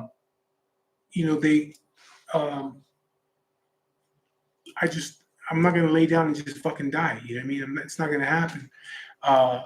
If you want my life, you're gonna have to take it, because I'm not just gonna give it up. But other people, they will just lay down. and just give up. You know what I mean? They look for sympathy and shit like that. And when you give people sympathy constantly, they depend on that kind of shit. You know what I mean? That's why I don't let people with the religious beliefs get into my head, with all the God's gonna heal you stuff. Because you know what? Say for instance, I'm coming to the very end, and I'm in hospice and I'm gonna fucking die. And God still ain't saved me yet. And I allowed you people to get into my head with that bullshit. I'm gonna be more angry at that time. You know what I mean? But if I accept it for what it is, then I'm like, there's no reason for me to be angry. I've already accepted it a long time ago. There's no reason for me to be angry when the time comes. You know what I mean? When the time comes for me to go, I don't have no reason to be angry about anything because I already knew it was going to happen. I've already accepted it a long time ago, and I can go peacefully. Unlike a lot of people, because I've seen people that have passed away from certain illnesses and shit like that, and in the very end, before they die, they're angry. They get mad. They curse God and all this stuff like that because they're angry because they let people get into their head how God's gonna heal them and he didn't heal shit. And now you're gonna go and they're not ready to go. I've been ready to go a long time ago. I've been ready to die a long time ago. So I'm not worried about that. And that to me is what keeps me going because um, that's I've already won the battle already by not being afraid of dying. Like everybody that's trying to, stay alive as long as they possibly can, as far as they want to live to a ripe old age. I don't know. I don't know what reason people would want to live to be 90 years old, 100 years old. There's no fucking reason for it. You know what I mean? But if once you accept it, it's easier to then you can live your life to the fullest. That's the way I see it. Once you accept death, you're able to live your life to the fullest. And that's why I still live the way that I live and go to work and have my beer and hang out with my friends and shit like that because I'm gonna live my life to the fullest because I already accepted the death part of it all. And I think for me as his wife, the reason why I'm at peace with whatever happens because he's at peace with his decisions.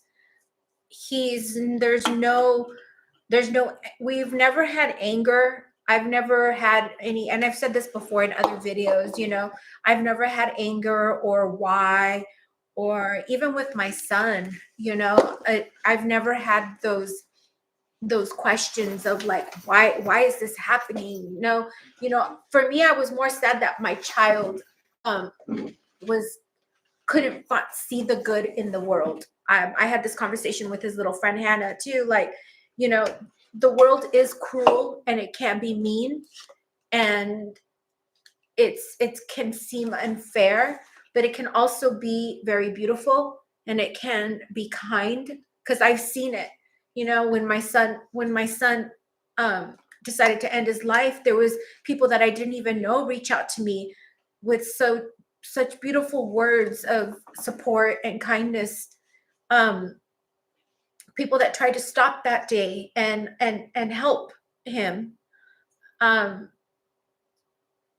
But when it comes to him, people always tell me, oh, you should tell him to do this or you should tell him to do that. I appreciate you wanting to help, but ultimately it's his decision. And I'm not going to, even though he says, he's going to die and this and that, it's going to cause me great pain. But it's his life. My role here is to be here by his side, to support and love. And there's nothing that I can do that's going to change the outcome. We all have destined. I still believe in prayer. So I will continue to pray. But I will continue to pray and wish and hope. Obviously, I want my life to be full and to grow old with him. But if that's not in the cards for me or for him, then so be it. I don't know what life has in store for us.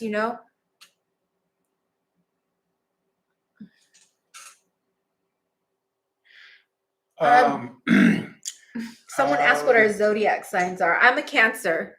What are you? Libra. You're a Libra. There Um, you go. well, Raider for life. No, the thing with the hospice thing, what they told me last week, what my doctor told me that the insurance company or the people that deal with the medication for the chemo medication. Okay, so they told her, why have you not put him on hospice yet? Or have you considered putting him on hospice now? Usually when they put you on hospice because they feel that you have like 6 months left to live or less. Um, she's like, well, I'm going to do a peer-to-peer because I want to talk to them because they see you on paper. Mhm. The insurance company and the pharmaceutical company, they see me on paper. They don't see me. So what they see is, okay, I have stage 4 cancer, it has spread. I've been through like 4 or 5 different chemo regimens. It's not helping. It helped a little bit, but it spread somewhere else. So it keeps moving. It's not being cured, and there's not going to be no cure, and they know that. So they're like more like, well, why are you going to continue to treat him? Because the people don't understand that chemo can kill you also. Um, so right now, it's always been what's going to kill you first, the chemo or the cancer. And they're looking at it as like, hey, we've already done all this stuff. We already gave him these medications. It's not helping. So why are you not putting him on hospice? Because there's nothing we can do now. But she's like, no, you don't see him. I see. It's like she sees me walk in that office The doctors. He's in my talking about the fucking the doctors. doctor, my doctor. I come in there in my work clothes and shit, and she's like, this guy's still fucking working. He still looks healthy. No, I want to continue to treat him. It pretty much just to give me a little bit longer, as long as she possibly can. I'll find out on Tuesday what's going to be the outcome of that. She said maybe they'll approve one of the medications because there was like 7 they're trying to give me, but she's like, they wouldn't approve them all. So she's like, maybe I can get one at a time, but I want to try to give you something. But it's just all just to keep me going for a little bit longer. Um, if it was just to like, for me just to lay down and die, then I think my doctor would be like, hey, you know what? I'm going to put you on hospice now.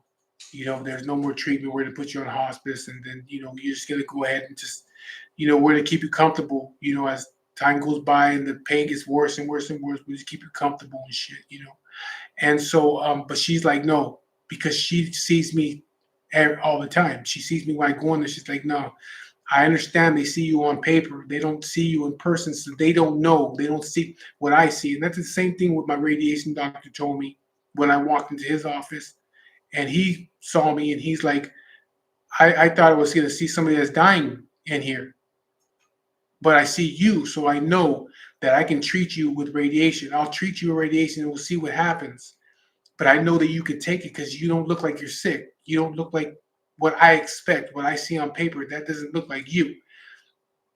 And so, he decided to do the radiation, but there's no more radiation treatment. I can't do radiation no more. I did like 29 sessions of radiation. I can't do it. So I'm like, again, I'm at the end of everything right now. They're trying to give me something, but we'll find out Tuesday if they even approve that. But as of right now, I have nothing. And nothing stops. Cancer doesn't stop spreading because I'm waiting on approvals. You know what I mean? Cancer continues to spread. So, it is what it is. I'm just waiting to see what they say. But again, I just want answers. That's all I want. If the answer is no, then the answer is no. It's not, I'm waiting for, I'm not, how can I say it? Like, I know there's no cure, so I'm not waiting on that. All I want to hear is like, yes, we're going to approve one of the medications. We'll see what happens. We'll see how much longer we can give you. And if the answer is no, then the answer is no. Well, fuck it, I go back to work tomorrow. I don't care. It doesn't matter. I'm not worried about that. Just give me the answers. That's all I need. But I'll find out what's going on Tuesday. Maybe they will give me one of the medications, and I'll go back to chemotherapy in a week or so, and give me a little bit more time. But as of right now, there is no more there is no more medication for me. I'm just living my life until the cancer takes over, and then that's it. They ask what you do for work. I'm a truck driver, but I don't work I don't drive trucks all over anymore. I just I work at our yard, and I just move trailers around. I'm a yard hostler. I have 5 kids. Um, uh, I'm not gonna get cured, but this is for Raider for life. I'm not gonna get cured. The medication is not gonna cure me. It might give me a little bit more time. You know what I mean? So yeah, you mean if it also again it depends on the fucking pain level that I have to go through. You know what I mean? If it's gonna give me maybe 2 more months, just say for instance right now, just say for instance I had 6 months, and they say okay, we're gonna give you this medication right now. It'll buy you 2 more months, so now you'll have 8 months. I have to look at it as like okay, am I gonna be in excruciating pain for those other extra 2 months? Because if so, why would I do it? Why would I want to sit here in excruciating pain for 2 months? Like, no, I'm not doing all that. You know what I mean? I would just like, fuck it, let me go in 6 months. I don't want to deal with that. Do I recommend the company you work for? Yeah, I mean, the company I work for is a good company, man. I'm a Teamster, so I'm union, but I mean, the company's a good company. They take care of us. They fuckers are constantly buying us lunches and shit. I think they're trying to make the drivers fat, and most of them are. You know what I mean? So they're always buying us lunch and shit like that, and we get really good pay and decent benefits and all that shit like that and pension. So yeah, I mean, I would recommend being a Teamster, a union member, not just a regular for any job out there, construction, trucking. I recommend you be union. It's just way better. You're gonna get better pay. He has esophageal cancer. So esophageal cancer is really hard to diagnose because it's a lot of times you'll take it as heartburn or like a hiatal hernia, anything like that. So there was a mass that was found at the base of the esophagus, upper part of the stomach. But by the time he was diagnosed with it, it had already spread to the lymph nodes, the liver, and other parts of the body. My company that I work for, somebody asked what, with the passing of my son, I actually work for I'm a clinic manager, so I work for a private doctor. And they have been amazing. They were amazing during the loss of my son. Where, when you work in private practice and it's not like a big company or like a big hospital, you're more of a family. So they've been hugely supportive during this time, including with my husband.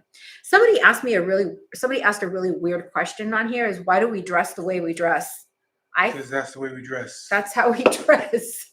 I don't think there's any way. Yeah, what we dress? What is that? What does that mean? How are we dressing? How are we dressing? That's really weird. Yeah, I'd like to know. I want to know what that meant. It was kind of up there, but yeah, I'd like to know what that means.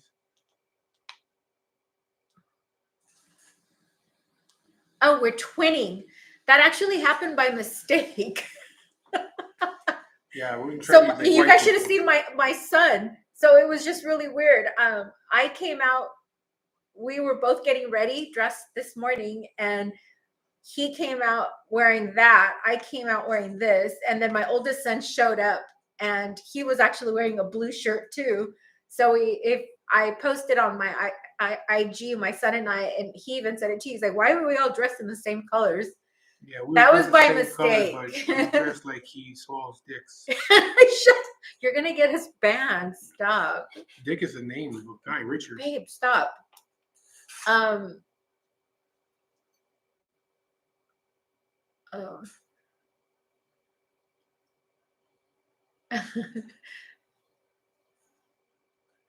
Big Cheese and nice. Yeah, tell him what Big Cheese said. What's up? Tell him you gotta come see me. I ain't seen him in a while. or I'll go do a little visit over to your guys' backyard paradise you guys got going on over there. Because that's a badass backyard. Um, No, I already know you're saying. Not done yet. you're not. Yeah, Chico, you have to wait for approvals because it's HMOs. If it's PPOs, you don't. It's HMOs that make you do that, but it's cheaper. You know what I mean? Because me, I just I don't pay a lot of money when it comes to my insurance.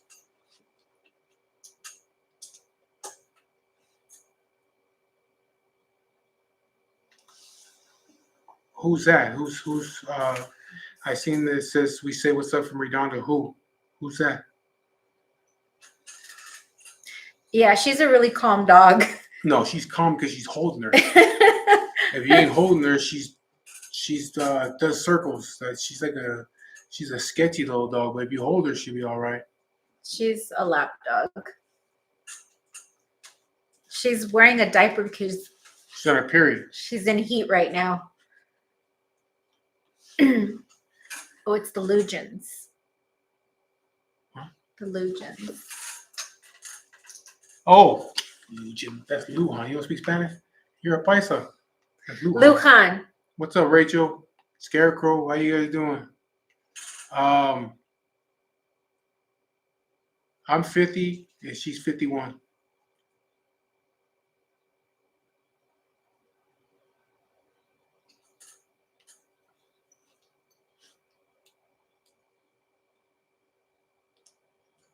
Yeah, she's asleep right now, I think. She Yeah. asleep? No, she's awake. I know the other two are.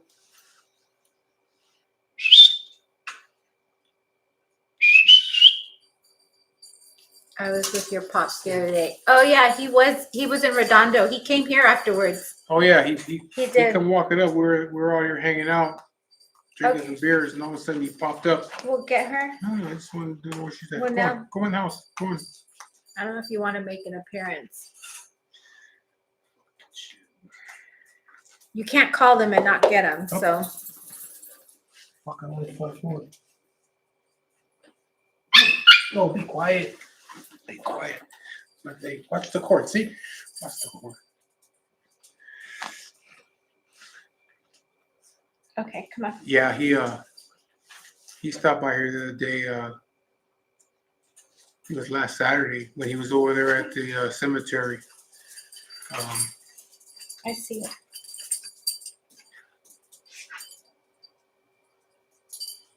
Oh, you were there too? Yeah. Hey, if you got some pictures from that day, send them to me. Okay, so we have 3 dogs. This is Lexi. She's 11. She's a Yorkie Poo Lhasa Apso mix. This is Molly. She is a Yorkie. And the one that Mike is holding is Olivia. And she is a Maltipoo. So we did have 2 for a very long time. And Molly, this one, she the owner had to get rid of her because she was moving and couldn't take her. So we decided to they had to get rid of her. So we decided to adopt her. She's actually 2 years old. She's almost 3. But yeah. No, we did have 2. We have 3 now. Yeah, they're all females. Don't like male dogs. Yeah, he doesn't like. Okay, so this is a funny story. So when I first met him, I had her. This one. I had Lexi. She and he said when he asked me to move in, I was like, well, okay, well, I have a little dog, and he's like, oh yeah, I have a little backyard. He's she'll be fine back there. I was like, no, she's an inside dog. He's like, no, dogs belong outside. So I was like, this is not going to work. So he's like, well, I'll give it a try. Now we have 3. So he won her over. And I've always only had girl dogs, so girl dogs it is. But these dogs don't shed, so they have hair. They don't have fur. So that's what he liked about them the most. And How this did we meet? And this one right here, she drinks. She likes beer. Yeah, Ruben likes this. Oh, look, Lexi, your boy Ruben's on there. This one, actually, Lexi, she's been on the back of a bike. She likes being passenger on a bike. How did we meet? Mike actually slid into my DMs. That's how we met on Instagram. She wasn't the first one. It took me 4 months to finally say, yes, I'll meet up with you. And where did we meet up at? Starbucks. Starbucks. Yep. Little fun fact. Mike has to have Starbucks every single day. Every day. Every day. How long have we been together? Since 2018. 18? Well, we started talking in 2018, but we met. Oh yeah, at the end of 18. 2018. And got married in 2020. We got married in 2020. What drink? I always drink. I'm actually hate change, so I drink caramel macchiato upside down with extra caramel with almond or oat milk. What do you always drink? Cold brew. I drink cold brew coffee every day. I'm so obsessed with the shit. I know what all the 24-hour Starbucks are at. He does. We actually went to Starbucks before we went to the cemetery today. Yeah, because I go to Starbucks like 3 o'clock in the morning before I go to work every day to get coffee. I can't. It's like I can't function without it. Like I get a headache if I don't have coffee. So I go every morning. I get up on the way to work, or the days off. I get up and go to Starbucks, or on the weekend I go to Starbucks in the morning and get coffee. I don't like. I really don't like homemade coffee. Coffee like a true truck driver. Okay, a true truck driver probably drinks black coffee. We're talking about Starbucks here. Yeah, but I drink cold brew coffee. Yeah, caffeine withdrawal is a real thing. Yeah, I don't have I get headaches too. Yeah, in the morning time, like I don't feel right if I don't have my coffee. I gotta get up and go get it. No, we did not meet at a bar. No, we met at the next red flag place, which is Instagram. But shit, I met a lot of. I mean, not everybody I was with before I met on social media, but I mean that's the way you meet people nowadays. You meet on social media. I know. That's a funny thing though, man. Motherfuckers don't realize that everything you need to know about that person is on social media. So you should know right away that person's red flag from the very beginning. If you start scrolling through their pictures and shit, you should know what they're really about before you get involved with them and shit. Because especially with women, women they be posting some way out shit, and you can see right through them if you really know what you're looking for. Someone's having a beer with you right now, Mike. Yeah, come over here and have one next time. You can come over here. We be hanging out here. We were hanging out here earlier. Oh, I wasn't drinking earlier. I came in the house because I started to feel tired and my body started hurting. But yesterday we were out here drinking for a while.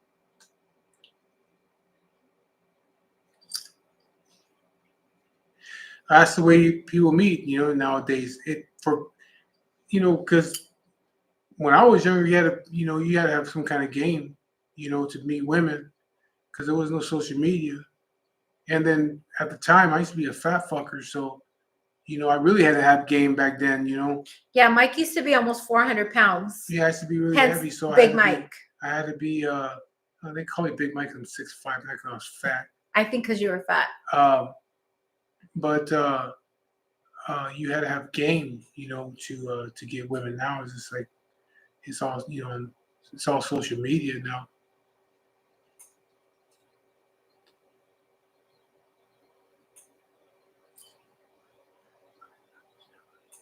So that is.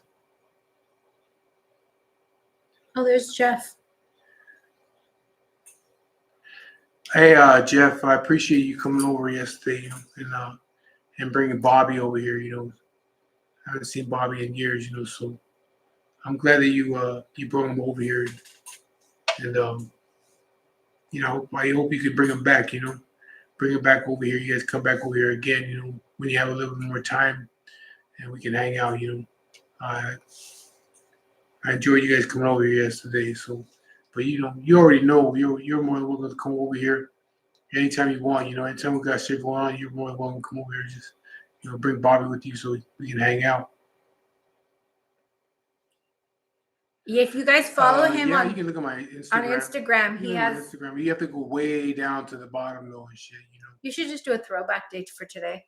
What? You should just put a picture of you on I your have story. to scroll all the way down the bottom of Instagram to find them. I don't have Oh, them you don't saved have to my them? phone. Mm. I would have pictures of myself fat saved in my phone. Well, I mean, you have pictures of yourself saved. The beer that I'm drinking is. I already showed it to him. You're late. Meech Please from Brewery X in Anaheim, but I buy at Bevmo. What glasses? Who? Me or her? Mirror. Me or her? Mirror. Yeah, me or her. Me or him. Mine are Trust Noir. Hers are cheapies.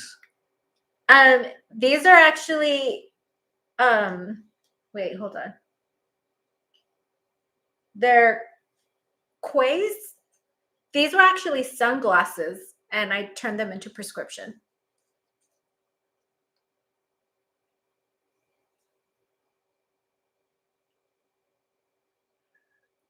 Yeah, I'll be getting off here in a minute. Fuck what time? Damn, it's already 8:00. Shit, it's way past my pill time. Thank you. But yeah, we got to get off here in another few minutes. But I just want to thank everybody for tuning in. Again, if you follow me on my platform, on my IG, I'll be sharing more of the story of my son and me as a wife dealing with how I support him. Did you get stuck watching instead of making dinner? I have a Softail Deluxe 2016. Oh, Mike used to take those capecitabine pills. Yeah, those are rough on the stomach. I don't like that shit. That's that tan colored pills. Mm-hmm. I just take like 4 every time. I just take 8 of those a day. Somebody had asked, I don't ride. I wanted to ride my own bike, but Mike said no. Yeah, that's not gonna happen. That's not gonna happen. You turn into one of these fucking other biker whores. I ain't having it. So I'm a backpack, which I'm fine with. That's fine. Yeah, we ain't doing all that. Thank you guys for listening. I really appreciate it. I know it's been a while. Thank you for the support.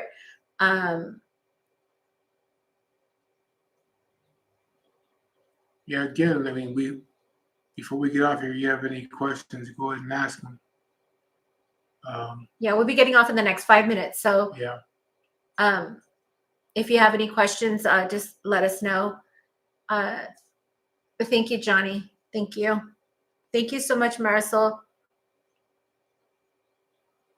And somebody did ask a little while ago, I forgot to answer, but they asked about how my kids feel about what I'm going through, and I can't answer that for them. You have to ask them about that.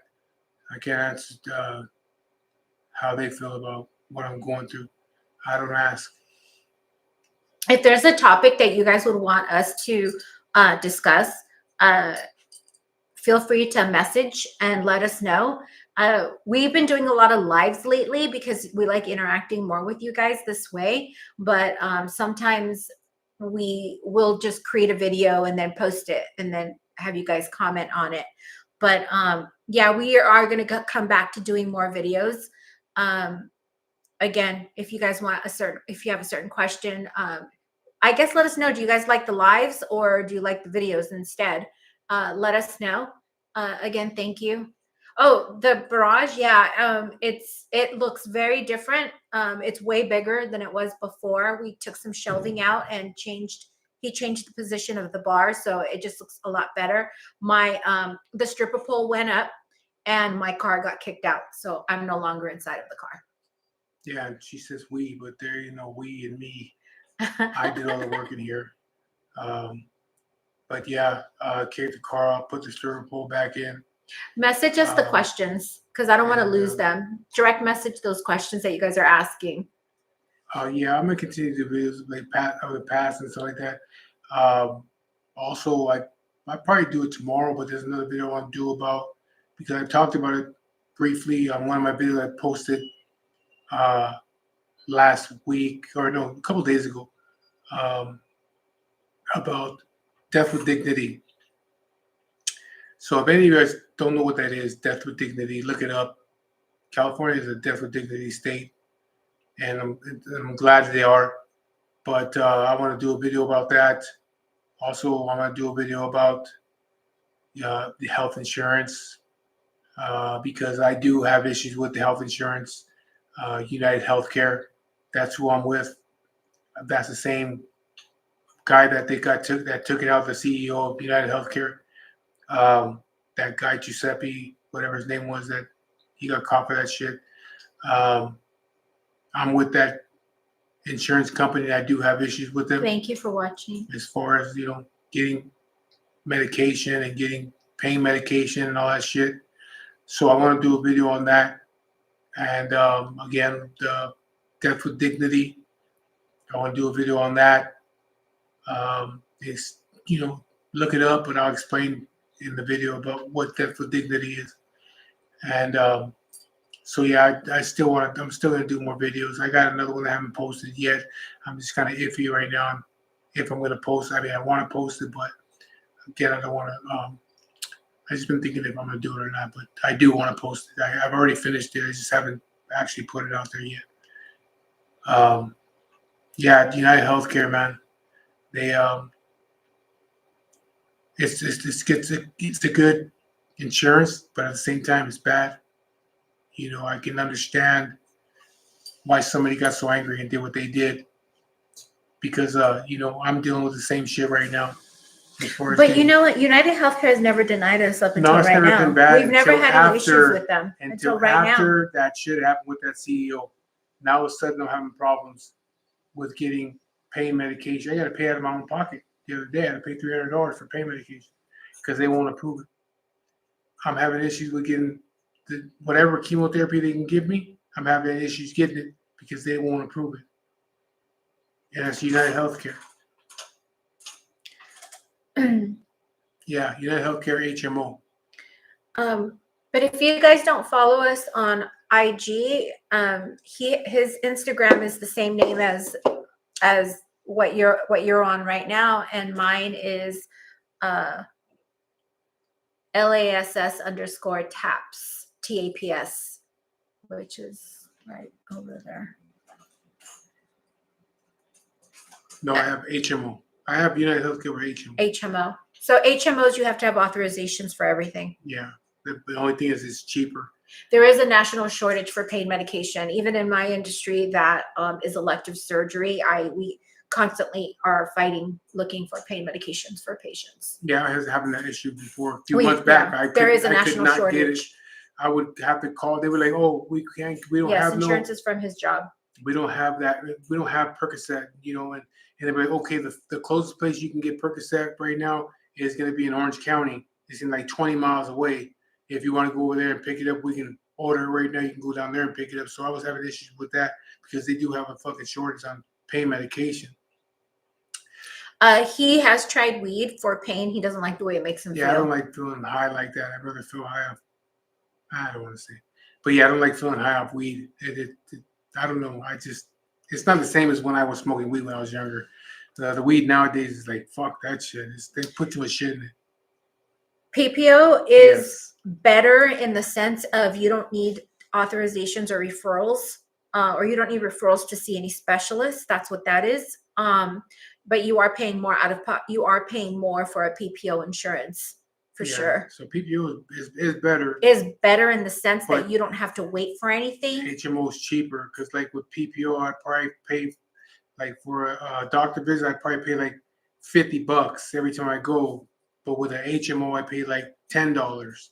And the same thing with the pain medications. Everything is more expensive when you're using the PPO. It's just all a money grab, though. It's Yeah. all the same fucking insurance. It's just a money grab. They want more money from you, so they give you a PPO. You ain't gotta wait. HMO, you gotta wait, and it's cheaper. You know what I mean? So it just depends on if you can afford to have, or you're willing to pay $40 more for the exact same thing.